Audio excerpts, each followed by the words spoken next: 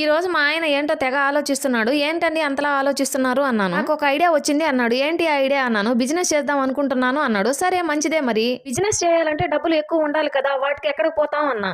పిచ్చి మొహమా, మనం చేసే బిజినెస్ లో దమ్మిడి కూడా ఖర్చు చేయనవసరం లేదు. డబ్బు మీద డబ్బు, ఆదాయం మీద ఆదాయం వస్తుంది అన్నాడు. ఏంటి, ఒక్క రూపాయి కూడా లేకుండా బిజినెస్, మళ్ళీ ఆదాయం మీద ఆదాయం ఏంటి, పట్టపగలే కలకంటున్నారా ఏంటి అన్నాను. కల కాదే, ఈ రోజు నా ట్రిమ్మర్ పాడైపోయిందని ఆన్లైన్ లో ఆర్డర్ పెట్టుకుందామని చూస్తుంటే అప్పట్లో మా నాన్న నేను ఉద్యోగానికి వెళ్లకుండా ఇంటి దగ్గర ఉంటే పేడ పిసుక్కుంటావా అని ఎగతాళి చేసేవాడు. ఆ రోజు అది ఎగతాళి అయినా అదే మాట కాసులు తెచ్చి పెడుతుందే అన్నాడు. మామయ్య అన్నదానికి మీరు చెప్పిన దానికి ఏమైనా సంబంధం ఉందా అన్నాను. ఉందే, ఇదిగో ఫోన్ లో చూడు. ఒక్క పిడక 90 రూపాయలంట. మనం రోజుకి 20 పిడకల చొప్పున తయారు చేస్తే నెలకు దగ్గర దాపు 55,000 రూపాయలు వస్తాయి. అందులో మన ఇంట్లో 4 బర్రెలు, ఊర్లో గేదెలను మేతకు విప్పినప్పుడు ఇదిగో ఇదే అసలైనది, ముఖ్యమైనది. వాటి వెనక వెళ్ళి నువ్వు పెద్ద బుట్ట తీసుకుని పేడ తీసుకురావడమే అంతే. పేడ తేవడం, పిడకలు గోడ కొట్టడం, ఎండబెట్టడం, ఆన్లైన్ లో పెట్టడం, ఇంకా డబ్బులే డబ్బులు. ఎలా ఉంది పిడకల బిజినెస్ అన్నాడు. ఏడ్చినట్టే